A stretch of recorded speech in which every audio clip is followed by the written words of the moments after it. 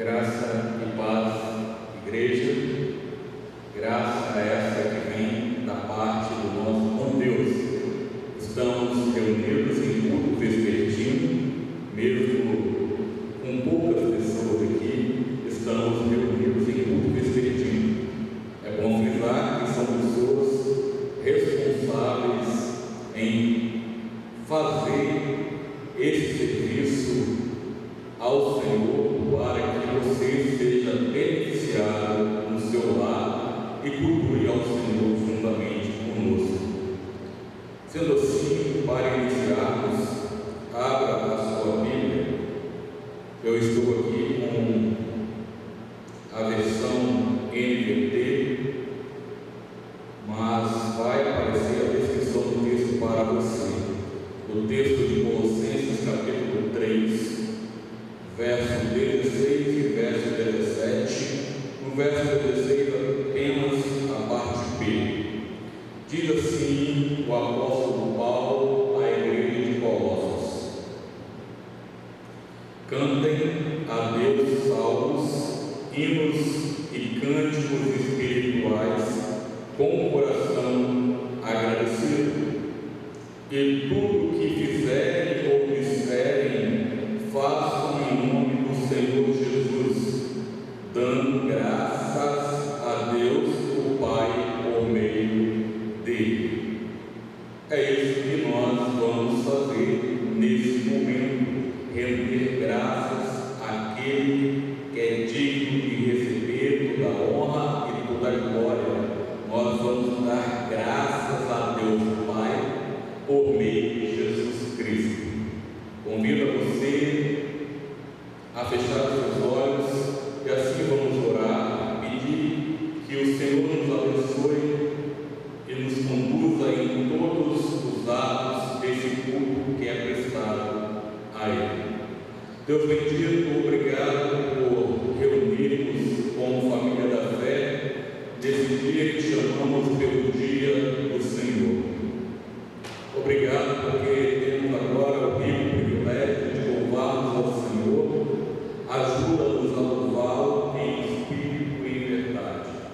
Ó Deus bendito, nos conduza em todos os atos desse culto, para que a nossa oração chegue ao Senhor como cheiro suave. Abençoa os meus irmãos que estarão conduzindo a igreja em louvores, que sejam também edificados pelas letras bíblicas que serão entoadas. Essa oração é que nós fazemos no nome de Cristo Jesus. Amém. Sendo assim, vamos louvar ao Senhor com o nosso grupo de louvor da nossa comunidade, Igreja Presbiteriana de Filadélfia, aqui no bairro Santa Rita. Boa noite a todos. É sempre um prazer estarmos louvando a Deus e mesmo aí das nossas casas, que nós possamos estar sempre rendendo a Ele louvores, rendendo glórias e graças por tudo que Ele tem feito por nós. E para iniciar, eu vou convidar os irmãos que possamos estar cantando juntos o hino de número 14, que você aí na sua casa possa estar dando início a esse período. Vamos nós louvar a Deus.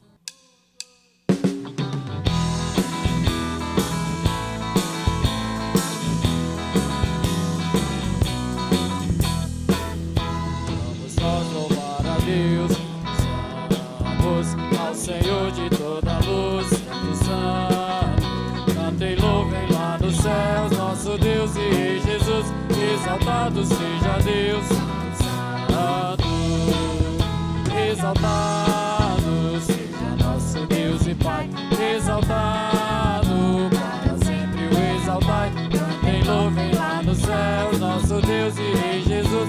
Exaltado seja Deus, Santo. Nosso Deus eterno Pai, Santo, Santo. Deus nos bênçãos por Jesus, vinde, vinde. Ao Senhor glorificai, vós os salvos pela cruz. Sim, conosco glória dai. Vinde, exaltado seja nosso Deus e Pai, exaltado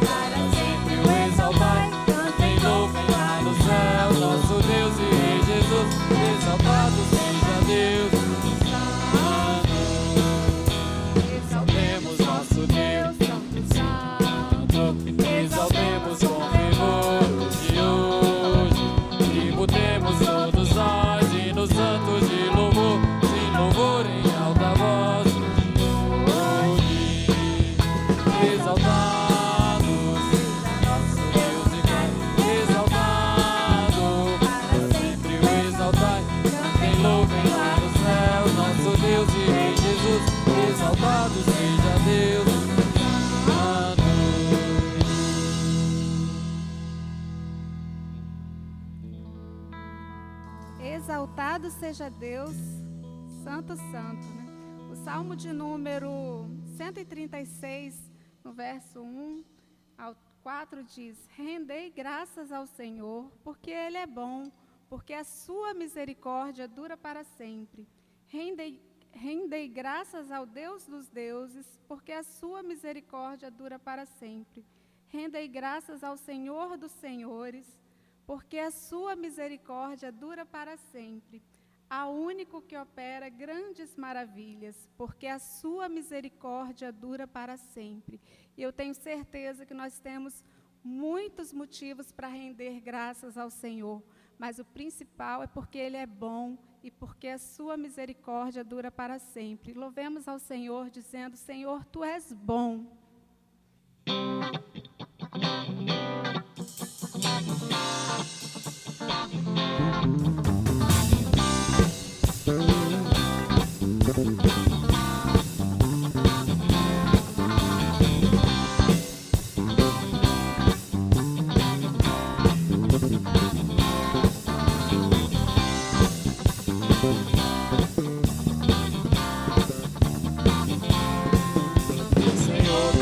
Bom, tua misericórdia é para sempre.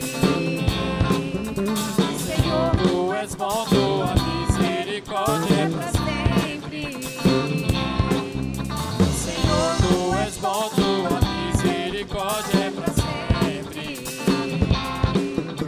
Senhor, Tu és bom, tua misericórdia é para sempre.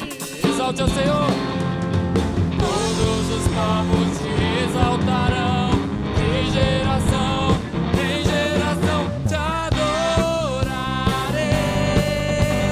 Aleluia, aleluia, te adorarei por tudo que és. Te adorarei. Aleluia, aleluia, te adorarei por tudo que és. Deus é bom.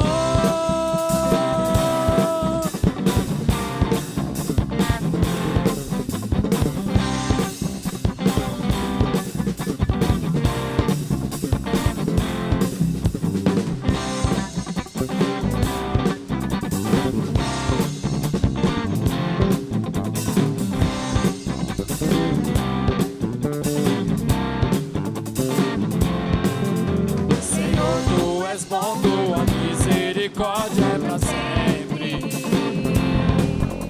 Senhor, Tu és bom, tua misericórdia é para sempre. Declare todos os povos te exaltarão, de geração em geração te adorarei.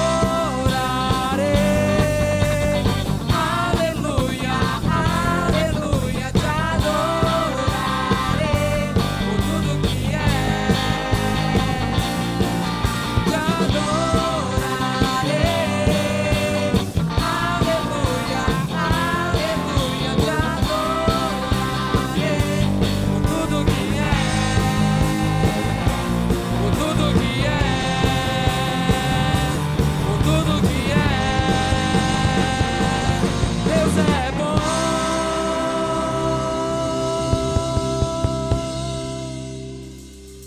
Pai, nós te agradecemos porque o Senhor é bom, e porque nós podemos experimentar isso todos os dias nas nossas vidas, quando nós vemos, Deus, as Tuas misericórdias se renovando a cada manhã. Muito obrigada, Deus, porque o Senhor é bom. Muito obrigada, Deus, porque o Senhor nos concede a vida, nos concede o dom de amar, e nós somos eternamente gratos ao Senhor por isso, Pai. Louvado seja sempre o Teu nome, em nome de Jesus, amém. Meu alvo é Cristo, que esse seja o nosso alvo principal, o nosso motivo maior de adoração, e que nós possamos estar cada dia firmados, buscando o nosso alvo.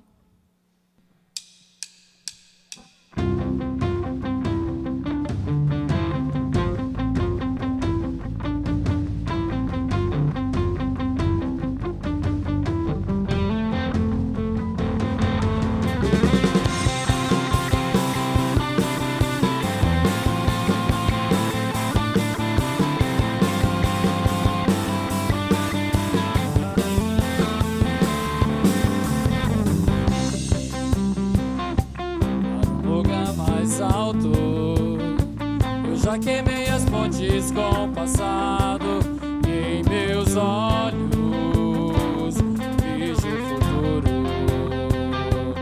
De novo se fez, de novo se faz, e dessa estrada eu não me desvio nunca mais. Estou firme, eu não me desvio nunca mais. Vou avançar, eu vou crescer, ninguém vai me deter. Eu alvo é Cristo, eu alvo é Cristo. Vou avançar, eu vou crescer, ninguém vai me deter. Meu alvo é Cristo, meu alvo é Cristo.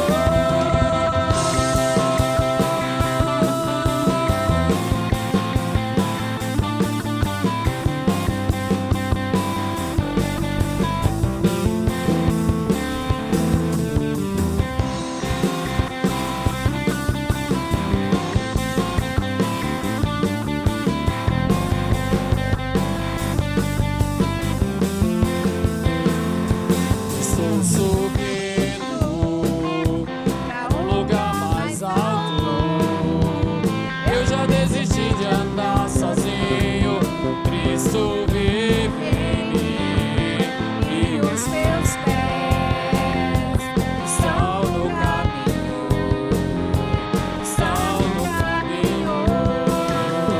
Nessa estrada eu não me desvio nunca mais. Estou firme, eu não me desvio nunca mais. Vou avançar, eu vou crescer, ninguém vai me deter. Meu alvo é Cristo, meu alvo é Cristo. Vou avançar, eu vou crescer, ninguém vai me deter. Meu alvo é Cristo, meu alvo é Cristo.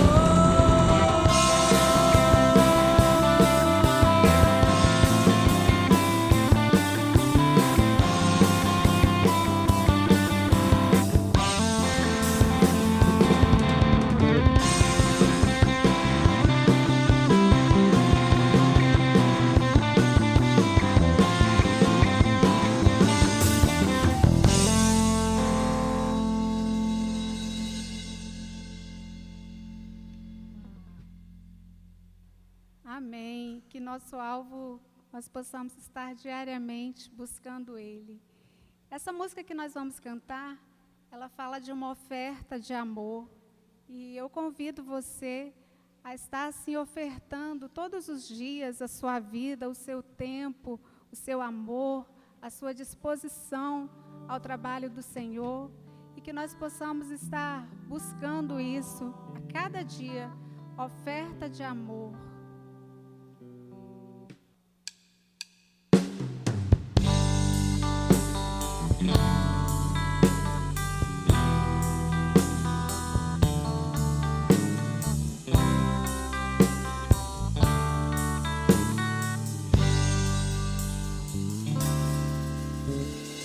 Vem, Senhor, minha vida oferecer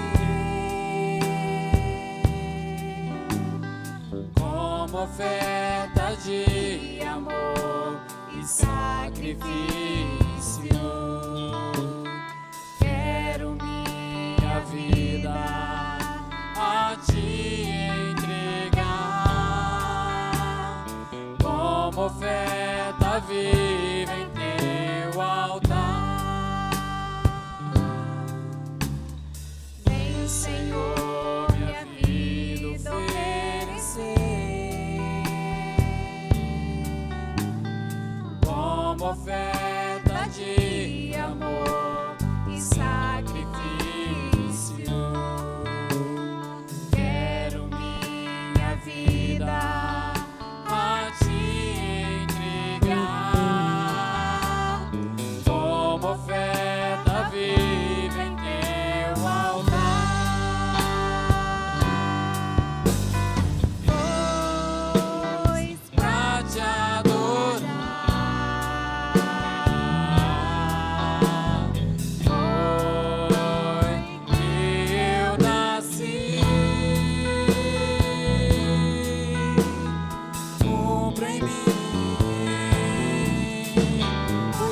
querer.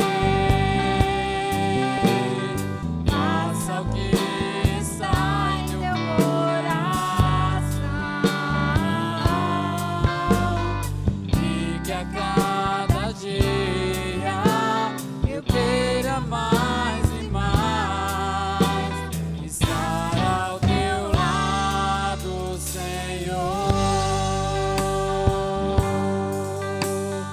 Pois pra te adorar foi que eu nasci. Cumpra em mim o teu querer. Faça o que está em teu coração, e que a cada dia eu queira mais e mais estar ao teu lado, Senhor. E que a cada dia eu queira mais e mais estar ao teu lado, estar ao teu lado, estar ao teu lado, Senhor.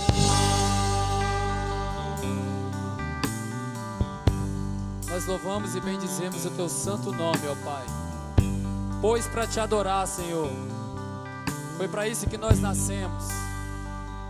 Que o Senhor possa continuar abençoando a nossa vida, as nossas famílias, ó Deus. Que o Senhor possa continuar abençoando o nosso Brasil. E agora, Senhor, que o Senhor possa falar ao nosso coração e à nossa mente, ó Deus. Que o Senhor possa colocar a tua palavra no nosso coração. E se ainda pecarmos contra o Senhor, que o Senhor tenha misericórdia de cada um de nós. Essa oração que fazemos no nome santo de Jesus. Amém.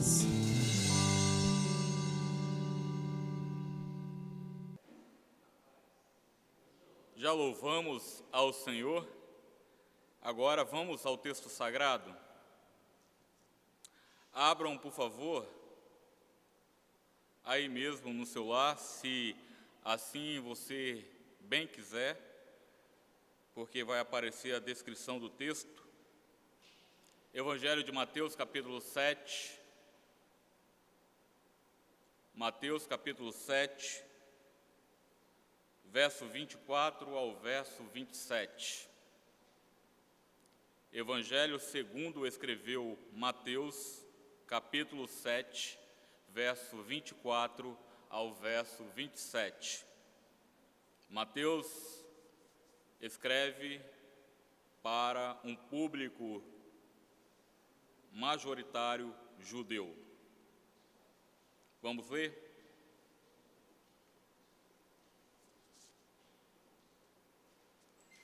Diz assim: todo aquele, pois, que ouve estas minhas palavras e as pratica, será comparado a um homem prudente, que edificou a sua casa sobre a rocha. E caiu a chuva, transbordaram os rios, sopraram os ventos e deram com ímpeto contra aquela casa, que não caiu, porque fora edificada sobre a rocha. E todo aquele que ouve estas minhas palavras e não as pratica, será comparado a um homem insensato, que edificou a sua casa sobre a areia. E caiu a chuva, transbordaram os rios, sopraram os ventos e deram com ímpeto contra aquela casa. E ela desabou, sendo grande a sua ruína. Vamos orar?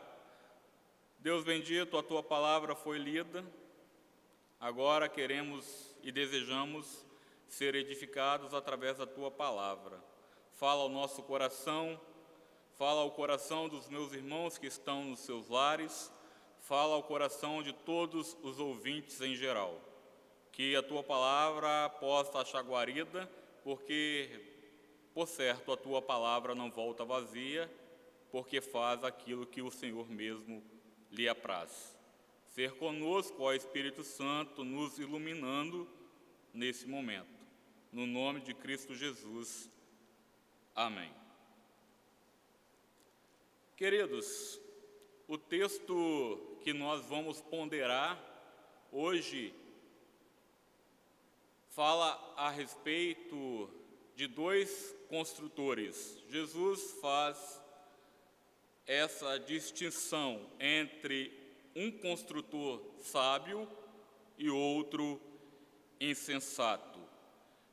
Então, poderíamos resumir esse parágrafo sob a seguinte temática: o discípulo radical é aquele que ouve e pratica as ordenanças do seu mestre e Senhor.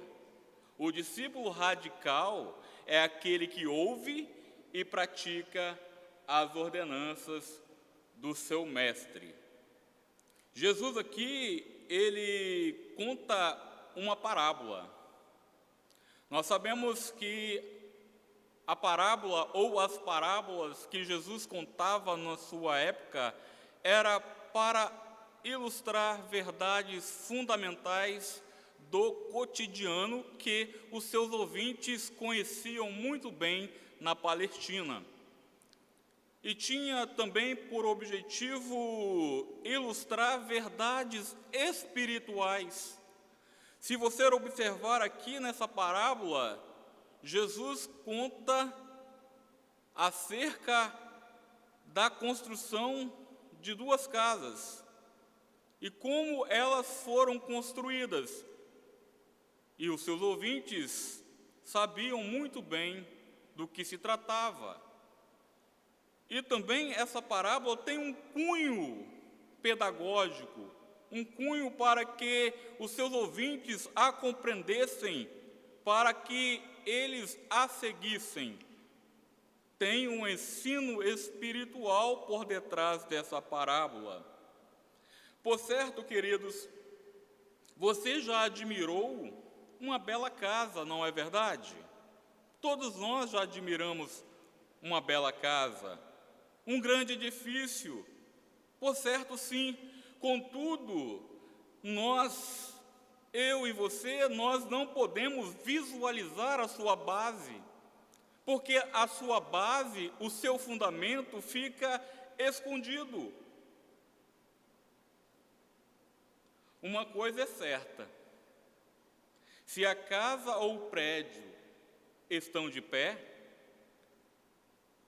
é porque foram construídos sobre uma excelente base ou uma excelente fundamentação.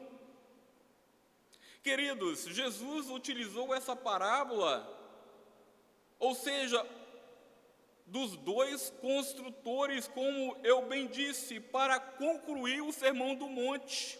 Jesus usa figuras para comparar, para ensinar e para enfatizar que os seus ouvintes, os seus discípulos, deveriam praticar, não apenas ouvir os seus ensinos, aquilo que outrora foi ensinado no Sermão do Monte. O Sermão do Monte se inicia no capítulo 5, verso 1, e se estende até o capítulo 7, versículo 28. Então, o parágrafo que nós acabamos de ler é o término do Sermão do Monte. Aqui Jesus quer enfatizar algo aos seus leitores e, consequentemente, Jesus quer ensinar algo a nós. Diferentemente de outras parábolas em que Jesus se dirigiu a outros públicos, essa, em específico, Cristo pronunciou para uma grande multidão. Ou, retificando, pronunciou especificamente aos seus discípulos. Qual era a intenção de Jesus ao contar essa parábola que acabamos de ler, a respeito desses dois construtores, entre o sábio e o tolo, que é descrito nos versos. Era realizar um confronto próprio entre eles, a fim de que os discípulos pudessem realizar uma escolha radical entre a obediência e a desobediência. Não havia dois lados, ou eles obedeciam ou não obedeciam aos ensinos do seu mestre e Senhor. Sabe-se que o discípulo radical é aquele que ouve e pratica as ordenanças do seu mestre. Jesus diz em João capítulo 14, verso 21, aquele que tem os meus mandamentos e os guarda, esse é o que me ama. E aquele que me ama será amado por meu Pai. E eu também o amarei e me manifestarei a ele. Portanto, queridos, o que seria um discípulo radical? Eu não estou falando daquela pessoa que gosta de praticar surf, nem skate, voo livre, rapel e outros tantos. Eu falo de outro tipo de radicalidade. Discípulo radical, caro ouvinte, é aquele que ouve e faz aquilo que o seu Senhor e Mestre ordena. O título de discípulo radical se aplica àquele discípulo que está com a sua raiz. Isso que significa radical. É aquele discípulo que está com a sua raiz entrelaçada na rocha eterna. E assim, cujas opiniões e ações vão às raízes e que são, em seus extremos e em seus compromissos, voltados para o seu Senhor. À vista disto, Jesus faz uma advertência com relação a duas alternativas inaceitáveis na vida, isso mesmo. Jesus faz uma advertência com relação a duas alternativas inaceitáveis na vida. Quais são elas? A profissão de fé meramente verbal. A profissão de fé meramente verbal. Isso você pode encontrar nos versículos anteriores do nosso parágrafo, que se encontra no capítulo 7, do verso 21 ao verso 23. E a outra coisa, ou a outra advertência que Jesus faz ao seu público original é que não devemos ter um conhecimento meramente intelectual. Não basta apenas verbalizar e nem tampouco ter um conhecimento intelectual.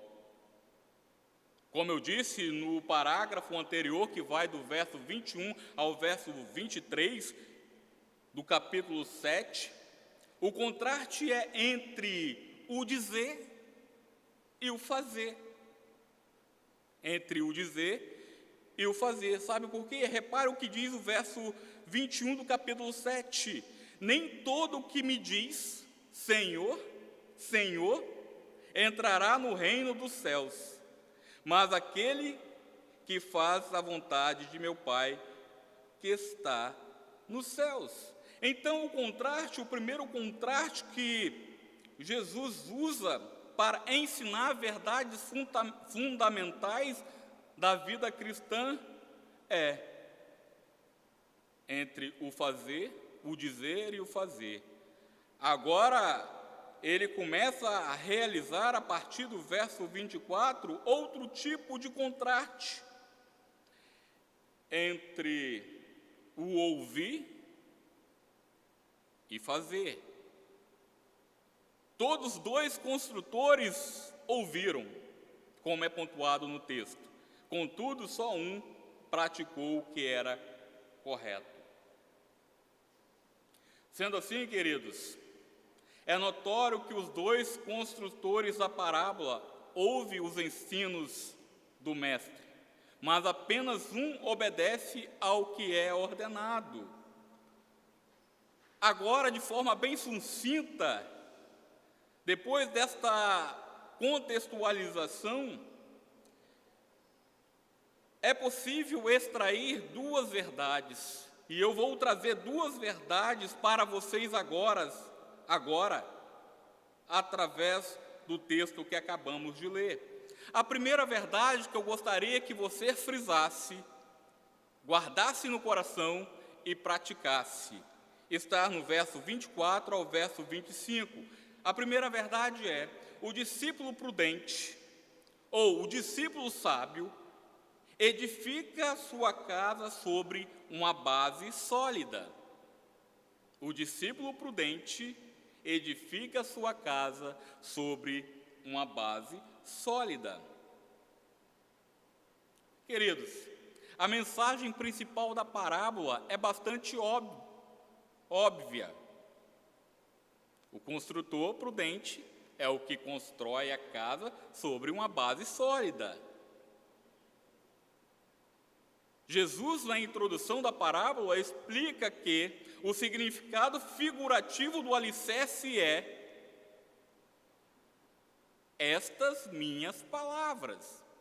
Quando alguém vai construir uma casa, se usa lajão, se usa batistacas, e aqui Jesus está usando a figura do alicerce, do entendimento espiritual.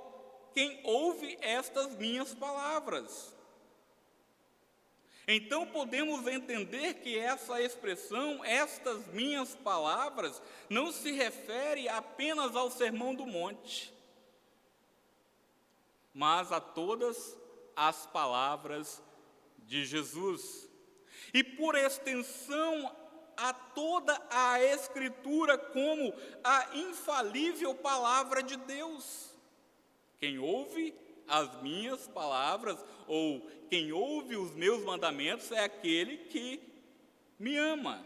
Então, toda a Escritura rege a respeito de Cristo, desde o Antigo Testamento, apontando para a pessoa de Cristo, como o Novo Testamento no tempo da Nova Aliança. Toda a Escritura é acerca de Cristo, é acerca dos mandamentos de Deus.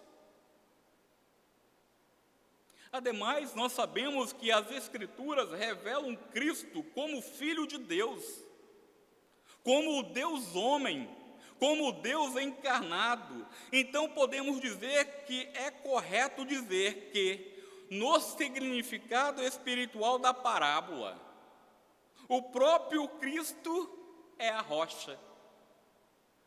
O significado espiritual da palavra que nós estamos expondo, o próprio Cristo é a rocha. Logo, queridos, Jesus deixa claro que praticar o Evangelho, ao invés de apenas ser ouvinte, aí que está a diferença entre o prudente, o sábio, ou entre o insensato tolo. De qual lado você está? Onde você tem construído a sua base? A sua base, a sua raiz está ancorada no seu Senhor e Mestre, a saber, Jesus Cristo. Você está ancorado naquele que é o autor e consumador da fé? Você está bem estruturado para que, quando vierem as tempestades da vida, você poder suportá-las? Haja vista, nós estamos passando por momentos terríveis, por grande tribulação. devido à pandemia que todo o mundo está enfrentando. Então, se a sua raiz não estiver entrelaçada naquele que pode socorrê-lo, você irá sucumbir. Por isso que o discípulo radical, aquele que tem as suas raízes entrelaçadas na rocha que é Cristo, deve construir os seus fundamentos na palavra. O segundo ensino do texto, o segundo ensino da parábola, diz respeito que o discípulo insensato edifica sua casa sobre a areia. Nós vimos que o discípulo prudente, ou inteligente, ou sábio, ele edifica a sua base ou a sua casa sobre algo sólido. Agora, o contraste negativo é que o discípulo insensato edifica a sua casa sobre areia. Podemos trazer isso para a nossa realidade, tirando a expressão casa e dizendo que o discípulo insensato, ele é crente, ele ouve as palavras, ele está de domingo a domingo no templo, ele ora, ele lê as Escrituras, contudo, ele tema em construir a sua vida sobre a areia.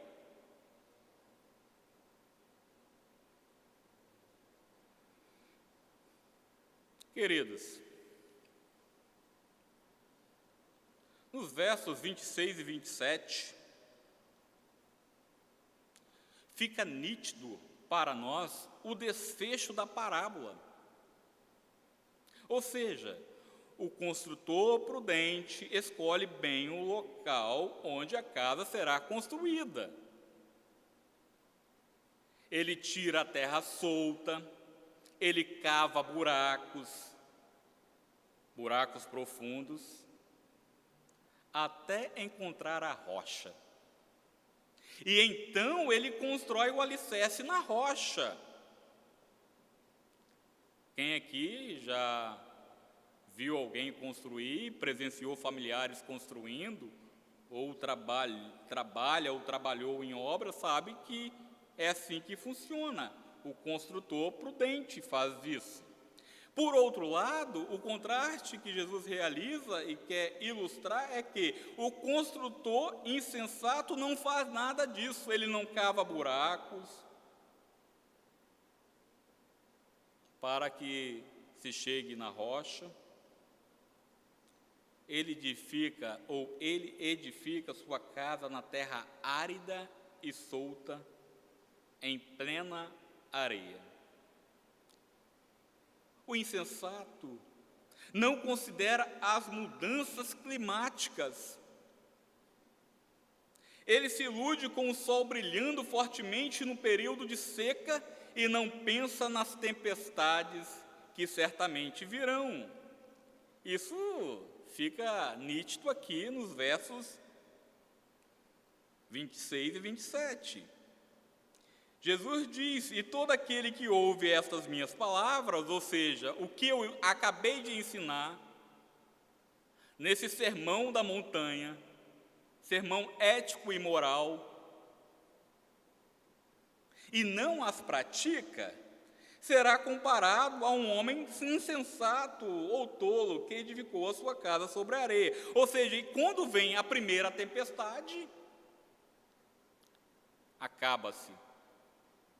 A casa vem abaixo. Sendo assim, o discípulo insensato, tolo, sabe quem eles representam?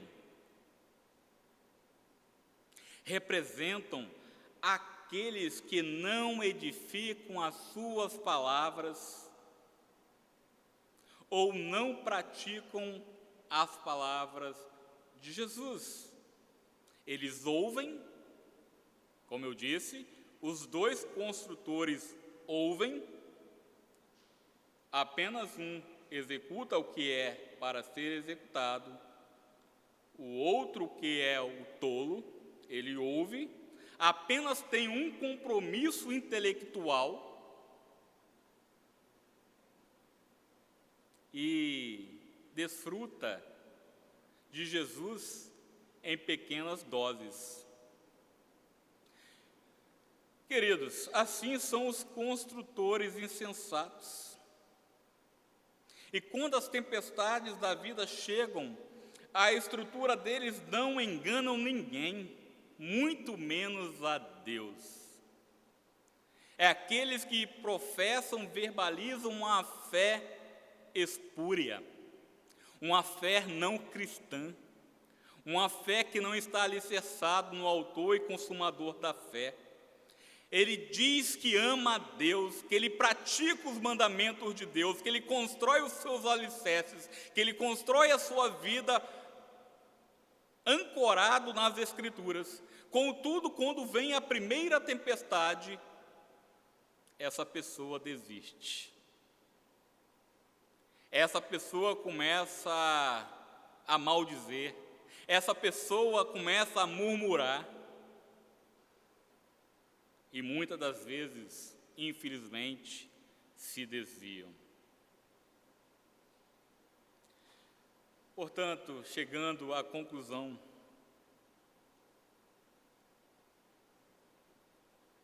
nós vimos que o discípulo prudente edifica a sua casa sobre uma base sólida.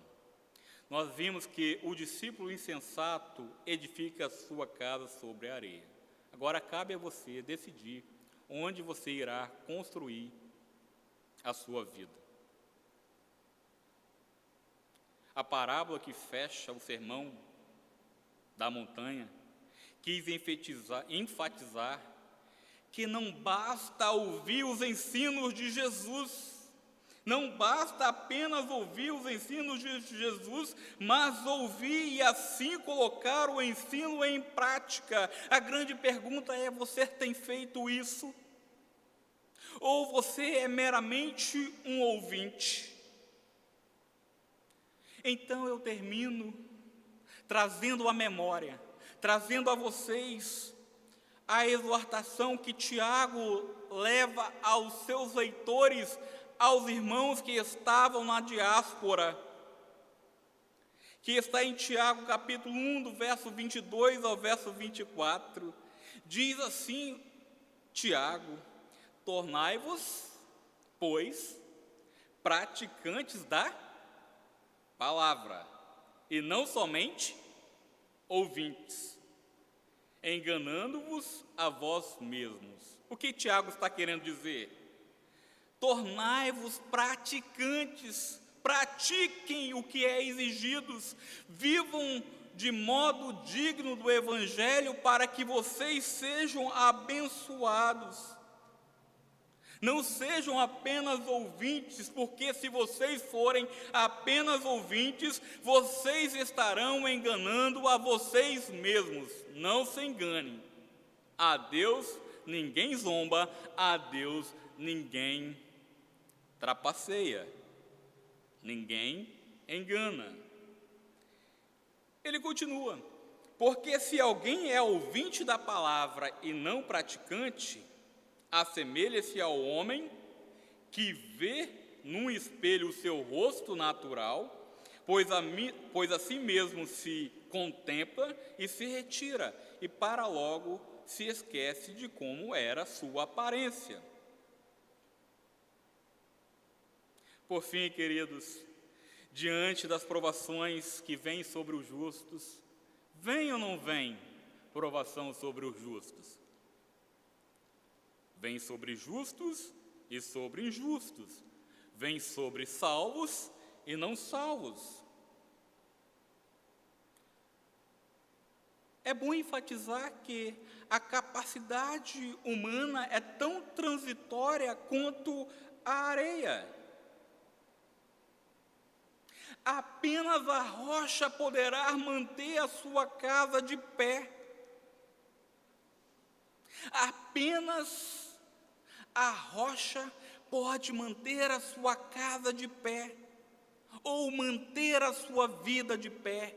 ou manter a sua vida espiritual de pé, manter a sua vida de comunhão com Deus através de Jesus Cristo de pé, apenas a rocha. E quem é essa rocha?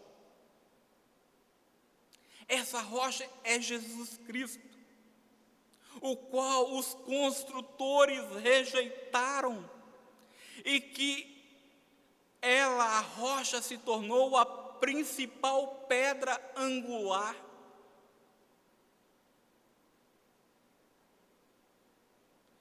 Eu termino dizendo, enfatizando, que apenas os méritos de Cristo, só os méritos de Cristo, poderão satisfazer a justiça de Deus no grande dia do juízo.